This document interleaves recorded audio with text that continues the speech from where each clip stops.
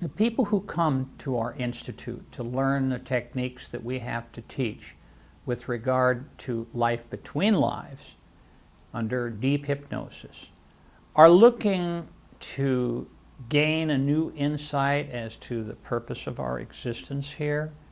Who am I? Where do I come from? Why am I here? Where am I going? These age-old questions are now being answered, I think, in many ways through the kind of hypnosis that we use to reach into the inner mind. A typical life between life regression is at least 4.5 hours long.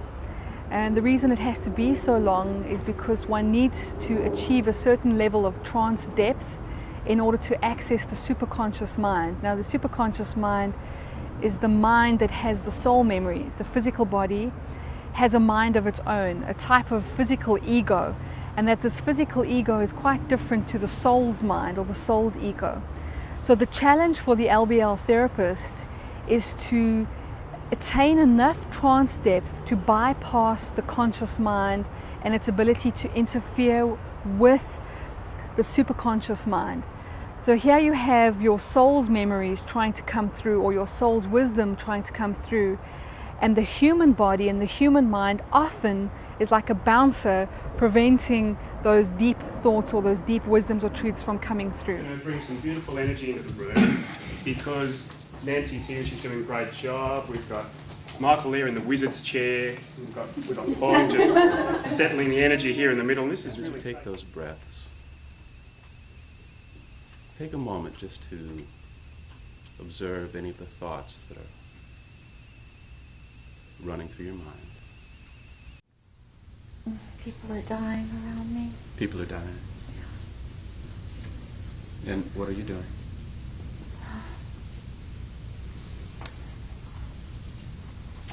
We're been rounded up. Rounded up. Mm-hmm. So we're all afraid, and the sense is that we're clinging on to hope that somehow we will survive this, but there is a sense that we won't. Now, a lot of people don't feel that hypnosis is really a valid scientific tool. And the fact is that when someone is in deep hypnosis, they are telling you exactly what is in their mind. It is not something that can be programmed into it. A lot of people think people can be directed in deep hypnosis. They're very aware of who they are, and they have great insight into the things that they're telling you. And what I found interesting and what captured me was that over thousands of cases was the consistency of the reporting. I'm a young female, maybe 20. And how are you dressed? I'm wearing this very tight corset dress, long, little slightly puffy below the waist. And a man helps me out of the carriage. Right? Someone can read in a book, reincarnation. And I can think, well, that's an interesting concept or theory. Someone can have a religious belief. I believe in reincarnation, or I don't believe in reincarnation. But if you take someone through one of these sessions and they have the experience that's mind-boggling for them, and they have it's not just something they see, but a visceral experience that they go through on a soul and body level, they come out of there knowing that this is the case. It's far beyond a concept or a belief. That's profound. By what name are you known in this place? Hans comes to mind. Hans comes to mind. Okay, Hans, what's happening for you just now?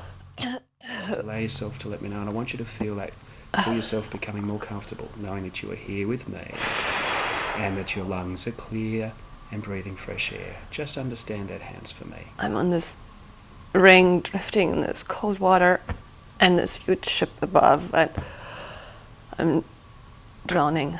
Okay, Hans, what year is this? Just allow yourself to know. Allow yourself to know.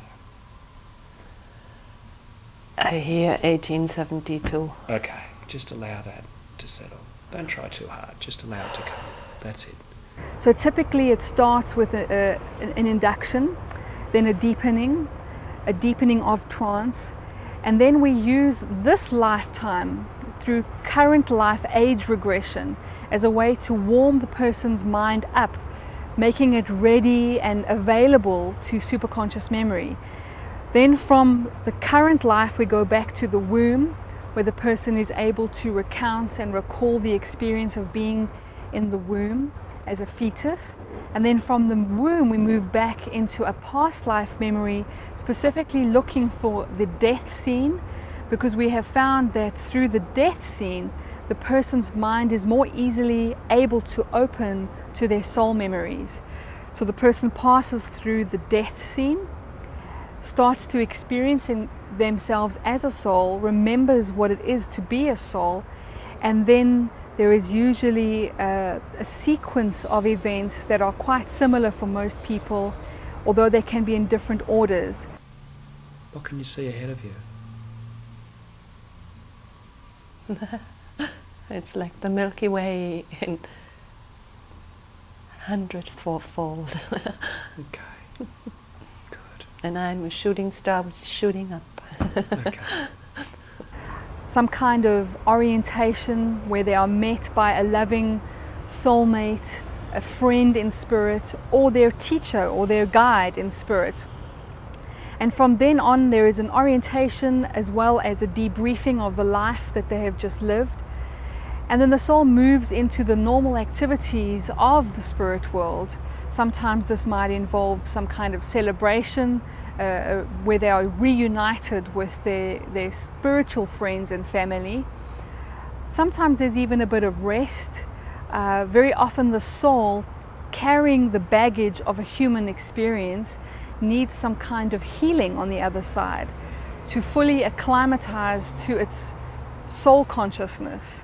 And so there is usually healing or restoration, and that at some point the soul is taken before its council or its wise elders or teachers, where the soul in a very loving, caring and supportive way is given the opportunity to reflect on the life just lived and on the bigger picture of their many existences, their many lifetimes, where they review the lessons, the themes that are part of their own spiritual journey and their own spiritual unfoldment.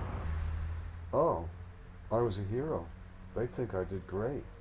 It was like the Scarlet Pimpernel. I mean, I was major kind of espionage guy. Major. Oh no, I was very highly thought of. I had a enormous home in London, and I had butlers, and I had maids, and I had it all. The purpose of this session is for him to experience this. That life is playing out in this life somehow. Maybe these guys got the message that you have that sort of background. Yeah. Now, help me understand this, that all of you could collectively show this. All participants collectively showed others about love, greed, hate, love, strength, enduring no matter what, surviving the worst on a deeper level. You mean those in the camps? Those in the camps, but also those that participated. Those that participated as well. Those who participated also were, it was like there were many polarities being played out, and all participants were a part of that demonstration. So even the ones we would call the perpetrators had a role in this. Is that right? You know, from this side, From them, from your counsel. from this side of where I stand,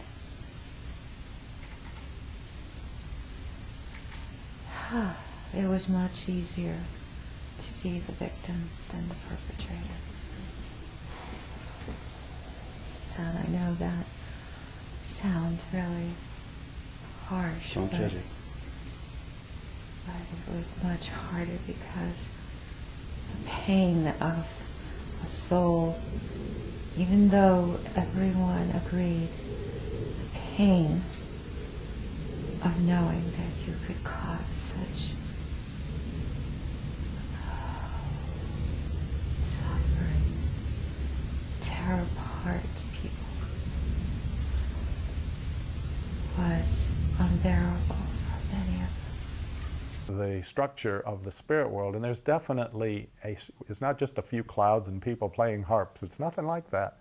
It's a very complex, you could say, society, but one in which there are none of the human limitations.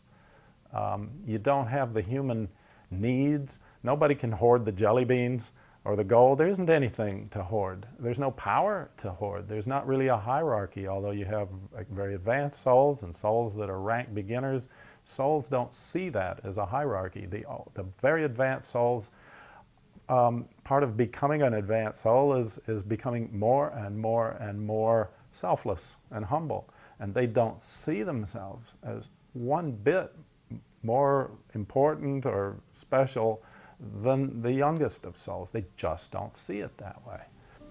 For us as LBL therapists, to see the look on a client's face when they come out of a session, to have seen them bring their soul forward, to undertake an experience that helps them understand why they're here, what they're going to do, where they are in terms of their life's purpose. This is the most rewarding work that you can find. It's inspiring, it's uplifting, and it's absolutely transformational.